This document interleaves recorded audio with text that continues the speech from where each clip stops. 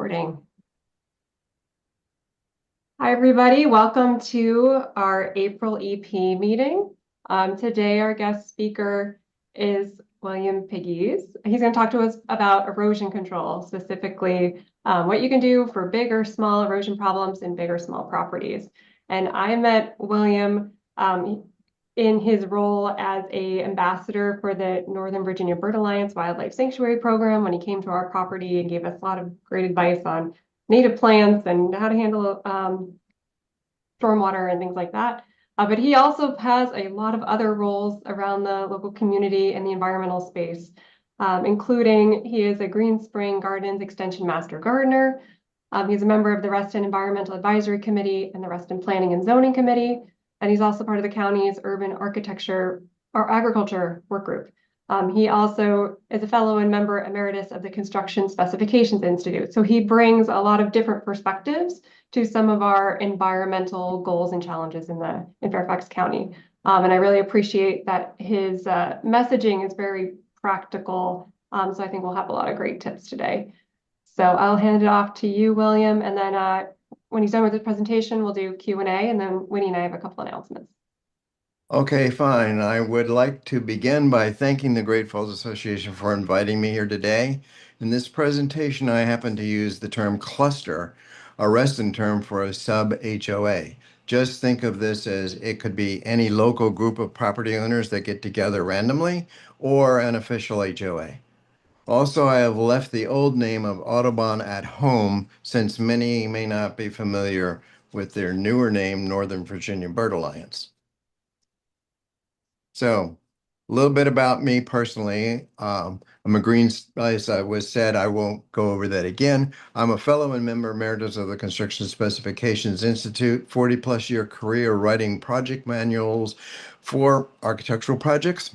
That's somewhere around about 400 major building projects. More than 20 are in Reston itself. I have coordinated with and assisted landscape architects on all projects. I'm a as I mentioned, a member of a number of different Fairfax County and Reston committees. One which wasn't mentioned is Fairfax County's Reston Planning and Zoning Committee. And if you are familiar with the Wegmans in Reston, the farm at Haley Rise is a raised bed urban garden producing several thousand pounds of food for charitable distribution. I encourage the developer to provide this because they had a rooftop urban farm in production for 5 years prior in downtown DC. Vegetated agricultural roofs are one of my specialties, large or tiny. Largest one is the U.S. Coast Guard headquarters in St. Elizabeth that, when completed in 2011, was then and still is the second largest vegetated roof in the country.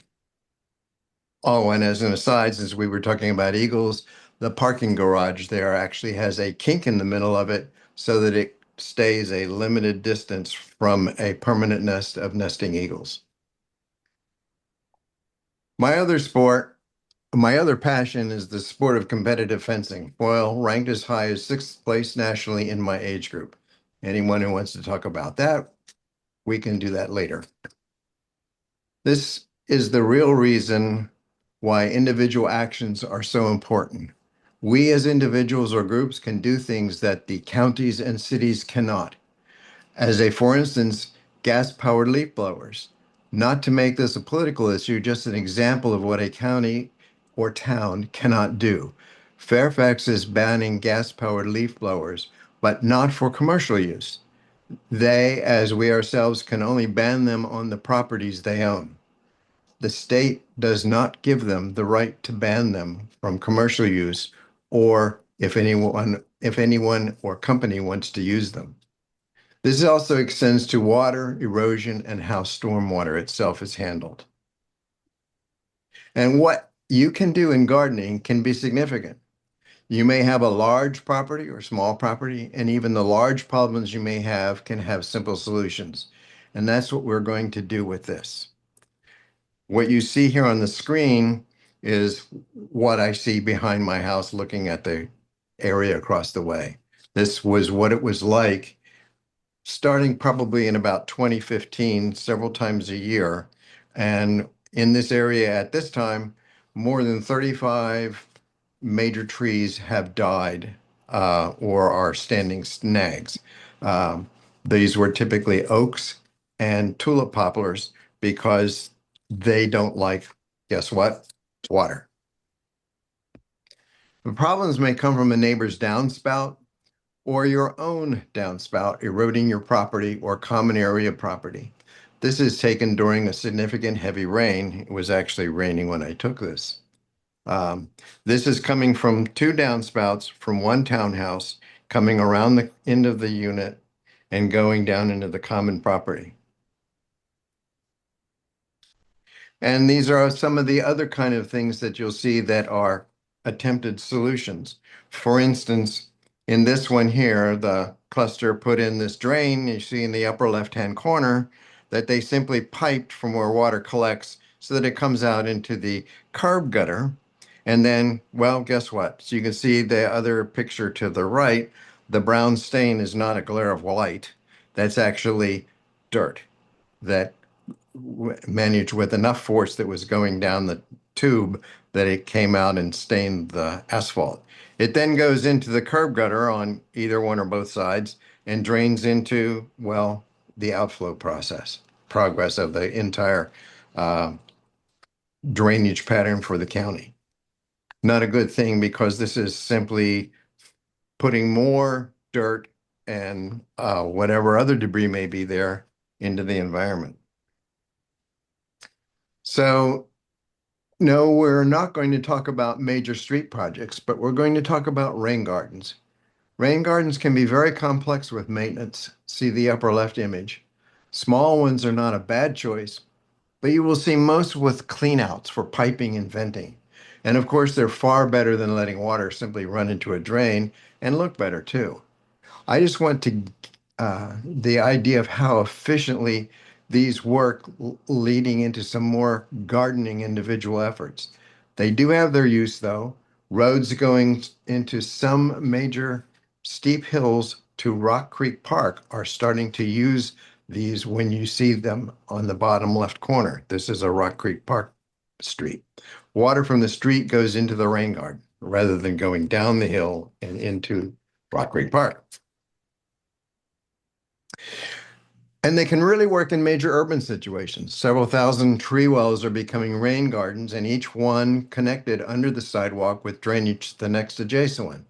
This contains the rain and lets it slowly move into the stormwater drainage system itself. And here in Fairfax, we have an example of these. This is actually in Fairfax City. There's a stream that runs by it. If you were going from here to Fairfax City, that little stream that you cross on 123, this is diverting water from going into it and causing floods. So moving along to what we can do and how things get done. Remember the photo on the left, which was repeated earlier. This stream is in a heavy rain, comes only from two downspouts. Further down, it washes out into the woods and was eroding around the roots of trees. The right side photograph shows a first step in attempting to see how the easiest solution could work. This is or was simply a leaf sponge created using a leaf mulcher, which vacuums up and mulches the leaves. And the natural forest edge was brought down from behind the trees that you see to where it is now, which is like putting the edge of it in the drainage area. It was then covered with a scattering of unmatched leaves to give it a natural look. The light to moderate rain was not a problem, but unfortunately, heavy rains could still cut through it, as you can see. But bingo, ground covers rule. The leaf sponge was maintained and an aggressively root-spreading evergreen plant was installed, namely golden ragwort. These were plugs 1 inch square, 3 inches deep, very small, but in a few months were already spreading. What appears here is after 2 years. All that green in the foreground, and then there's a little skip, and then there's another batch of green. Those are all golden ragworts. You can see this was taken after another heavy rain. You can see there's like really no scouring of the leaves at all. So these are nice little things that you can do. And here it is looking from another direction, uh, down on the ground level. This is a year later, slightly different angle because you're looking down the drainage path that we saw in that one where it was like really scoured out and water was simply flowing during a rainstorm. No evidence of erosion, even during a heavy rain. Water enters in the foreground, goes immediately into the top of the ragwort plantings, and nothing comes out at the bottom. And ragwort comes in two native versions. One is more sun-loving, and the other, like these, can tolerate almost full shade. In fact, these plants, growing so well after, at this point, 3 years, um, they don't get very much light at all, just early morning when it makes a little bit of streaking and then it goes away. So this is a working solution that consists of plants, which are fun, and mulched leaves. I think what happens is that in the fall, I come back and I'll mulch some leaves and I will sweep them into the base of it to help them go on and grow a bit better. This I'm showing here is a couple of pages of an article I've written, and I'll be able to provide a PDF file for distribution to you. It was appeared in the uh, in a newsletter that the Master Gardeners put out for Fairfax County. And this is digging what is called a dry well. It's a totally doable project for an afternoon. These are some pictures of it. Shows the size of it. It's very small. It's just taking one downspout from one of my four downspouts on the entire house. Um, and you can see the beginning is where I filled the pit. It's only like, that's a yardstick, 3 feet about square. And then I have the downspout. You can see right at the wood post in the upper right-hand corner of the second photograph. It just comes down, and these little rocks that are up on their edges stop the water from going straight ahead. And you can see here at the bottom right-hand corner, that's all the deeper it was. It's only like 18 inches, 20 inches deep. And here I'm showing it's like in order to make it, this is a filter fabric. It's not solid or a vinyl. It looks kind of bad in the picture, but it's actually a woven fabric. It prevents roots from penetrating into it. I filled that with all pea gravel, folded the filter fabric over the top, covered it with more pea gravel, and then put flat stones to make it a little more nice looking. And that's um, what they can do and look really well. They can also be very nice looking. This is my air conditioning unit, and to the upper left-hand corner of the diagonal area here, that's where a 3 foot by 3 foot by 3 foot deep rain dry well is located. And that's it's really efficient. Water that comes out of a downspout. You know, it's like depending upon your gutter size, a 4x4 or even smaller 2x4, and the water is coming rushing down the roof in a heavy storm. Well, what happens is that this goes directly into a tube, which goes underground and into this dry well. If the dry well happens to fill, which is only during a really heavy rain, instead of coming out of a small, forceful torrent of a gutter downspout, it just sort of like wells up over the 3 foot wide edge and seeps. My backyard in a townhouse is only 15 feet from the back wall, so it has even less. It has like about 6 feet from the upper left-hand corner of the stones before it gets to my property line. The water doesn't even get off my property. It's all absorbed, even in a heavy rain when it overflows. So they can look really nice, and this is how you get there. Um, these are the materials, and you can see the thing that I have there, and that when I want to go underground with the pipe and the little small photograph in the middle, I punch holes in the bottom of the pipe because that's in architecture when you're doing wells around, or whether piping under the slab or at the edge of a slab, even of a major office building. This is the kind of thing that you do. You want the water to go into the pipe, but you also want it to seep into the ground level, groundwater. So this is how it all comes together. And then down at the bottom corner is the same picture that was previously large. It can look really attractive. In fact, I've had maintenance people that come to service my air conditioning unit say, wow, this is a really great working space. So multiple applications for what you can do. So here's another example of one. There's a gutter that you see immediately at the brick wall. And then if you look past that and go further up the narrow points of the rock, you'll see another one in the background. So this is my neighbor. I'm the gutter on the right. He's the gutter on the left. If you come all the way down to the crack in the concrete, the joint in the concrete on the right-hand side, that's where the dry well ends. It's 3 feet deep, it's 3 feet wide, and it's, about 15 feet long going back to the face of the first building. All the water from the front of his house and about half the water from the front of my house, just due to the different roof construction that we have, goes into this every time it rains.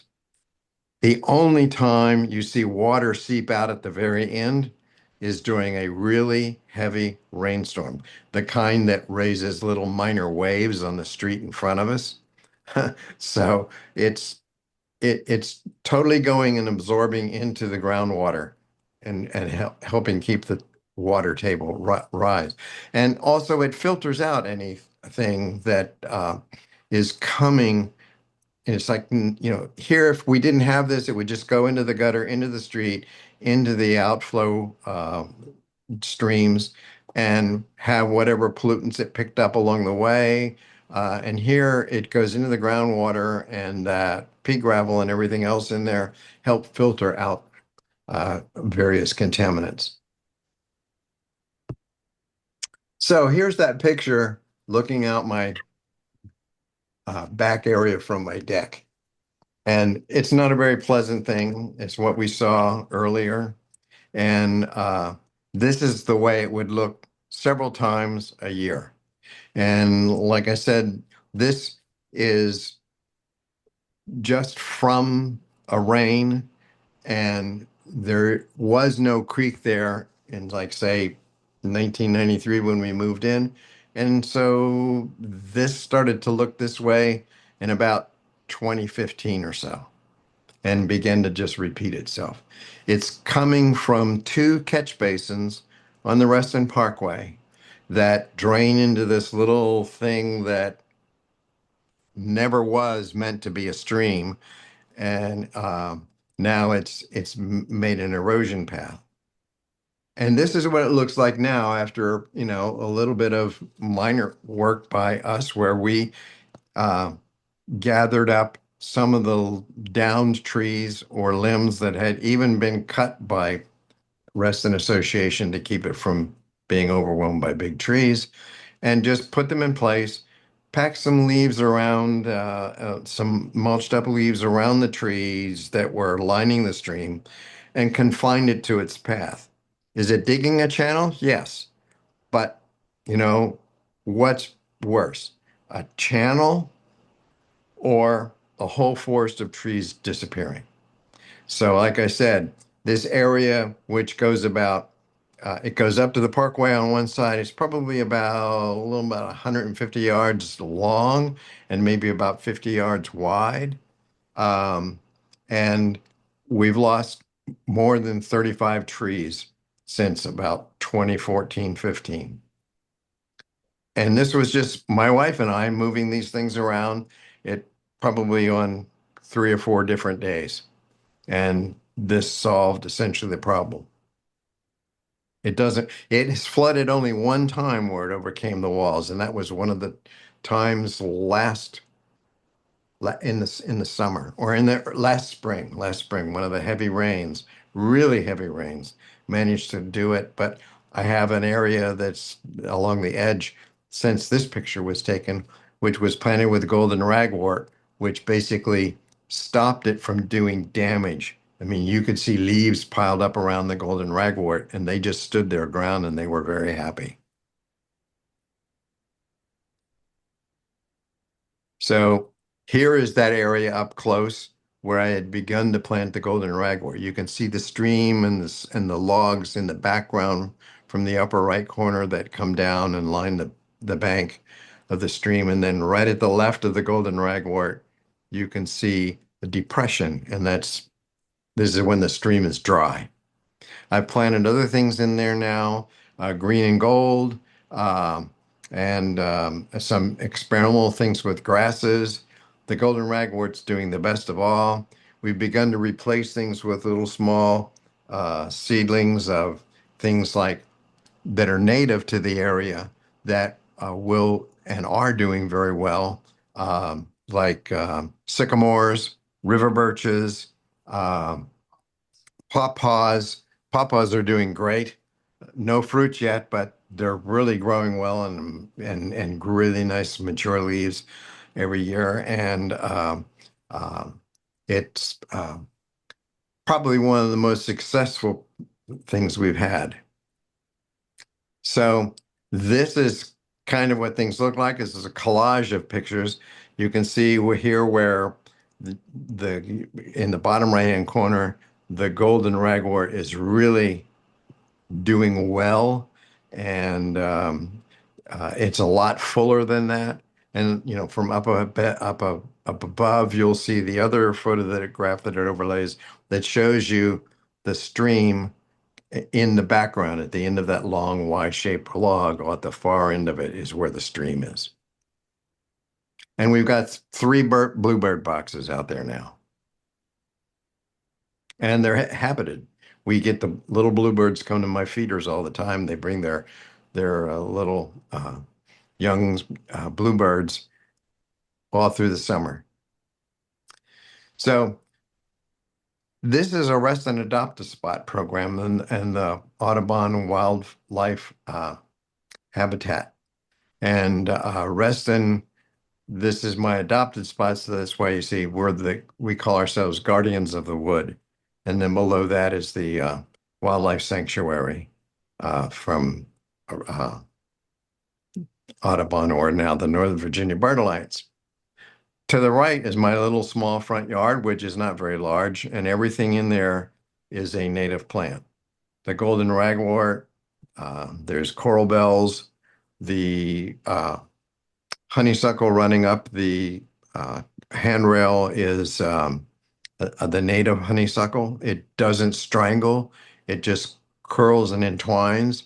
So it doesn't grip, it doesn't root into the bark, it doesn't damage anything that it's there. It doesn't wind tightly like the Japanese honeysuckle does. So things start to happen when you do this stuff. And this is great. Here we're looking and seeing and discovered totally by chance native spotted wintergreen and crippled cranefly orchids. There are, I think, four, maybe only three orchids native to our general area in Virginia, and the crippled cranefly is one of them. And the spotted wintergreen is on the left side. You can see the little dark green with the white, almost white, kind of grayish leaves, and they come up and they form these little small bulbs that then will burst into a tiny flower and stay around for a couple of months, and then it all sort of disappears. It's sort of like, I guess you would say, it's following the bluebell's trick. And the other ones are the orchids, which they're almost impossible to see because these leaves are actually very small. That's probably about 3 times the size of the actual leaf that's in this photograph.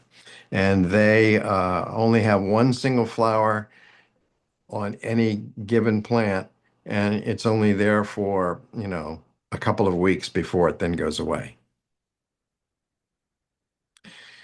We've seen the American native hollies that come up and started to come up more frequently, simply because, we stopped all the water from coming down and flooding a lot. And to the right also is some native dogwood that's a ton of it, so to speak, all stuck in one little place there, that is coming up all on its own. And then here is the picture of the red-shouldered hawk standing on my uh, deck handrail. He then hopped over to the back of the chair, and they've been there for a good number of years. They use it to they patrol the area in general, and then you'll see them come in and hunt in the area every couple of days or so. Then there's some more advanced ideas of what you can do. Say, for instance, we're looking at this. This is a vegetated roof. It could have any number of different plants on it, and it is probably growing in about 6 inches of soil. Um, a number of native plants can grow like this. This could be a carport. It could be a shelter roof or a shed roof or something of that nature. Here is an actual shed that was done with a vegetated roof on it. This happened during COVID. It's actually over in Maryland, and this fellow was a hairdresser, and he had a small hairdressing place of his own, and of course, COVID basically shut those down, or people just didn't go. So he found out, okay, if I have enough ventilation on my shed here, can I have someone there? And the county said, okay, in these conditions, yeah, you could have one person in there. So he had this little shed in the back, and he had it redone so that it's really nice, and put a vegetated roof on the top of it. Just some of the things you can do or think about doing, or, be inventive or creative to keep your business running. And here is a great example of a long-lived bike racks in Columbus, Ohio. This photograph was taken 10 years ago. And 10 years ago, I went back a couple of years ago, just before COVID, and it was like totally fine. They say they have very little maintenance. The natural rain falls on it. And if it's a really dry spell, they may come around and simply lightly water them. But the water is retained in the soil. It's like not all soil, but they don't, it has to overflow to drain out of here. So these are basically mostly sedums. Unfortunately, typically not native sedums, but it could be most anything. These could be golden ragwort. They'd be happy there, or green and gold, which is even lower growing. And solar panels. This could be any kind of roof. It could be, you can put them on a sloped roof, uh, and you can put them on a roof like this, which is a flat roof. And here's all of these native plants that are around them. They grow underneath of them. It actually makes the undersides of the panels cooler. So the whole panel is a little bit cooler, which makes it run more efficiently. And at the same time, you've got all these native plants. And of course, in Europe, things go a little bit further than that, and you get a little bit of jokes kind of going on, like, say, the bus with a vegetated roof on it. Hello? But the canal boats, it's a real thing, and are beginning to see more and more of them over there, where people live on the canal boats, and they'll do this with them because they've got no insulation thickness up there. And so they put they'll put a 4-inch layer of special soil mix that is also very drainable. And then they put sedums native to their country. Most European sedums like to grow in drier climates and drier soils, so they're happy there. And it keeps their houseboats really nice. And of course, one of the big things in Holland is that they now have vegetated roofs on almost all of their trolley stops and bus stops. A couple of them even now have vegetated walls around them.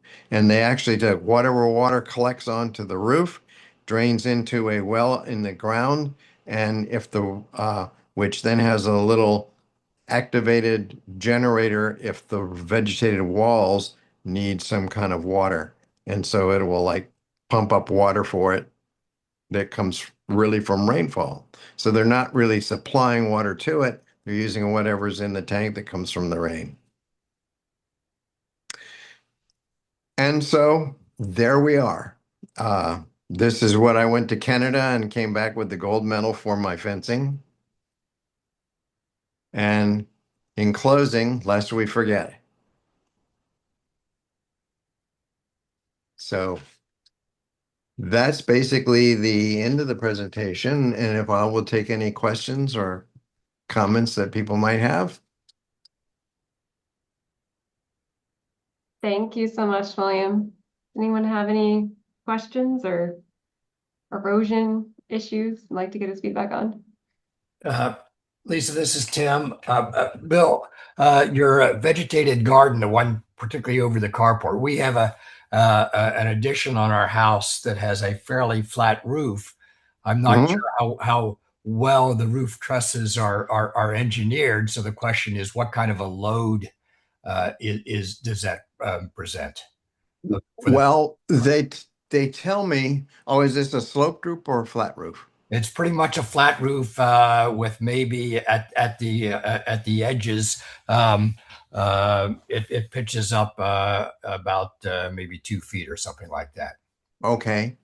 Um, Typically what they tell me is that when they're doing the calculations is that if it holds up and should be designed for uh, snow loads, Yes. that typically it doesn't provide any more weight than the snow itself. The unfortunate thing is that what happens when you put snow on top of it to begin after you've done that. There is a small group that's associated with the world's largest provider of plants for vegetated roofs. The name of that company is Semper Green. They have a Mhm. big headquarters and growing locations for sedum roofs down in Culpeper. Okay. Um, and again, it's Semper, SEMPERGREEN.com. And they have uh,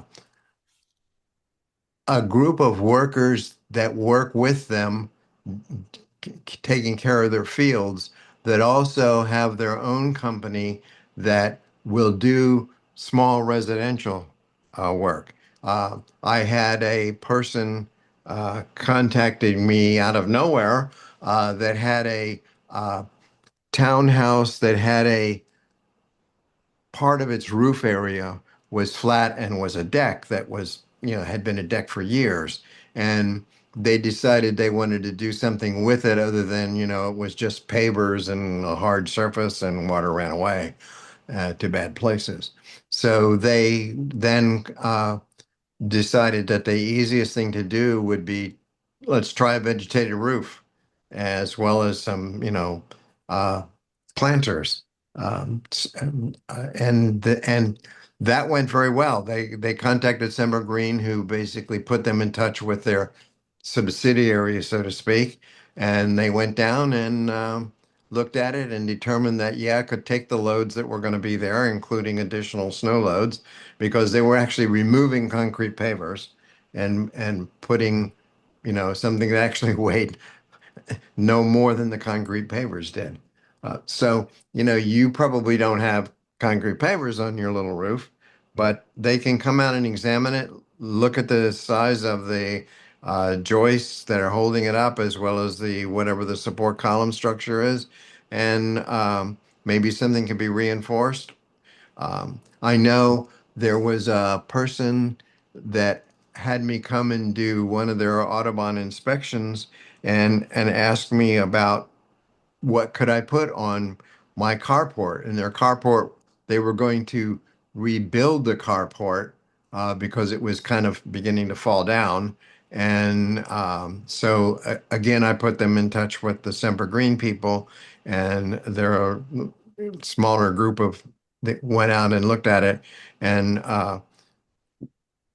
did some sizing of what kind of structure would needed to be there. And that information was conveyed to the person who built their carport, and then they put a vegetated roof on Fantastic. Thank you. You may have potentially made my wife very happy. it. Well, that's a good thing, I guess. It is indeed. Pam has a question. Yeah, you talked about the stream that was behind your house and what you did. Can you talk about the effects of limbs and leaves and grass that collects in sort of a stream that is being made by water runoff? What's the negative and positive, if any positive, of that happening? Well, what usually happens is that roots may be growing across the small stream, and then things will build up behind those roots. So some of those where I could tell that it's not a major, it's not a primary root of a tree that's nearby.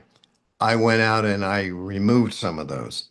And so what happens is that everything simply flows freely down the stream now.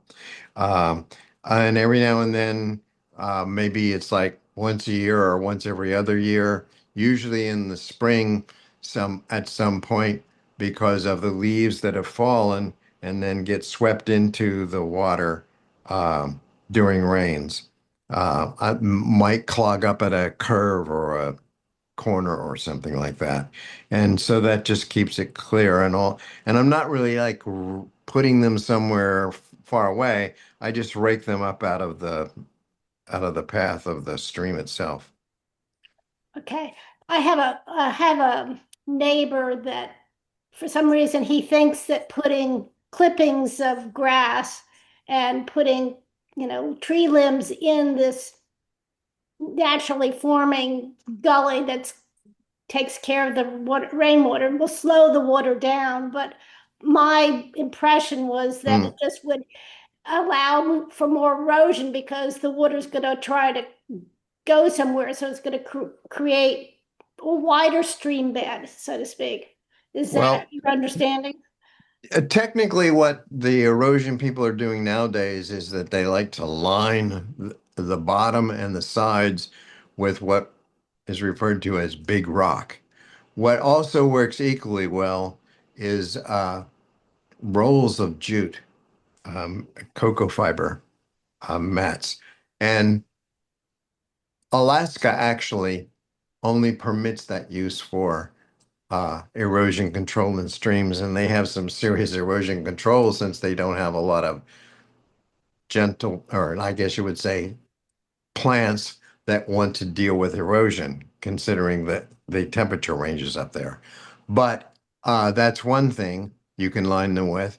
Another thing is that if it's a straight run, that makes it a very deadly kind of uh, problem, I guess you would say, uh, because the water just gains speed. The thing to do is to slow down the water, and you do that, and like fortunately, the area that I'm taking care of in my adopted spot has a lot of what are called meanders. That is simply, it doesn't run straight, it runs curvy. And so all I really had to do was bank up the low side of the stream so it didn't overflow. And it now has it will eventually erode a channel that's deep enough that it will take care of itself. And that really did that several years ago. We started working on it in like 2019, and after 2 years, it was no longer overflowing. And then we had the one big overflow, you know, a year ago that was really, really nasty.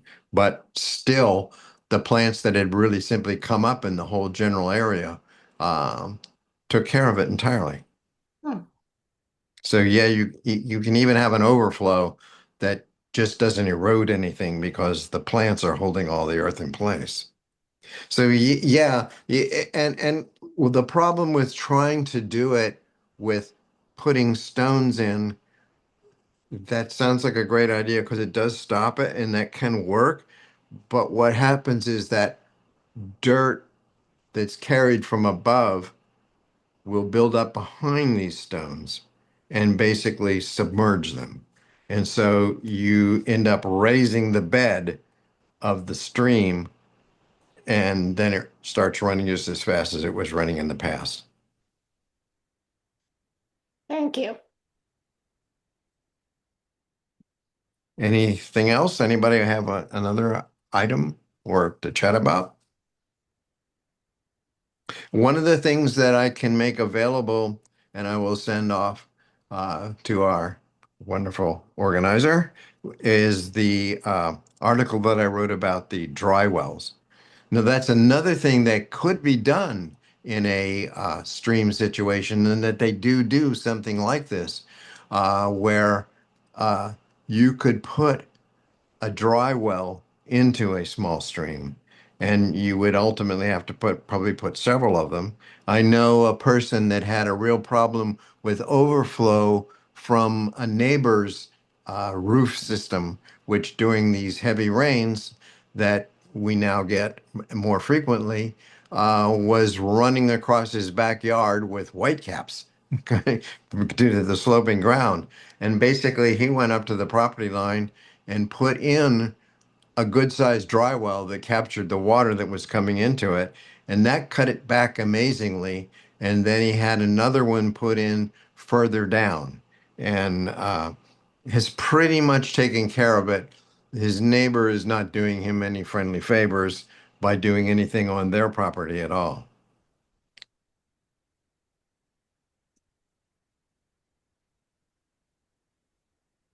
Any other questions? Let's say, well, people are thinking, William, I really appreciate how attractive all these solutions were. Like, it really put the positive around these solutions where people, like, I was getting excited of like, oh, I could plant and see these rare plants and have more Right. animals come, and that's kind of cool to have that roof. Yeah.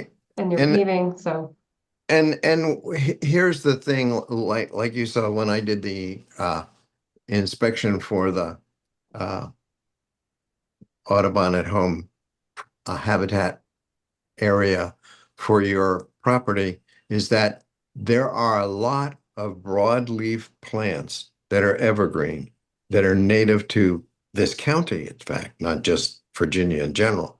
And golden ragwort is one of those. Those leaves stay green like you see them and large like you see them year round. Now, even this last winter, which the February was the coldest winter since sometime in the early 1980s, I think they said. Uh, yeah, there was a lot of burning on the edges of some of these leaves of the golden ragwort, especially the ones that were out exposed to a more windy condition. But they're all coming back, and they did never go away entirely. And there's also, because some of the leaves were actually lost, uh, tremendous amounts of new growth. I mean, I go out there now and it's like, okay, yeah, it was a bad winter and it looked really bad as the winter progressed. But at the same time, now it's greener than it ever was in the past because the root systems on these plants that are evergreen, they keep growing all winter long because they go like dormant to the leaves. And it just uh, it it it just amazes me that they do so well, and it's like they spread even further. Golden ragwort just grows by roots and then pops up with a new above ground plant area, and so you can put down, like, I like to cluster them fairly close together. If they're small plugs, I'll put them maybe only like about 4 inches apart. We're not trying to make a ornamental garden here. We're trying to make it look more natural. And so they quickly grow together and become a huge mass area. So even the pictures that you saw here in this presentation, uh, what I'm seeing in spring now with this current spring we've got going, it's almost like did these things become, another half again larger than they ever were in the past and thicker? Yeah, the answer to that's yes. So even in the harshest conditions, these things can survive really well.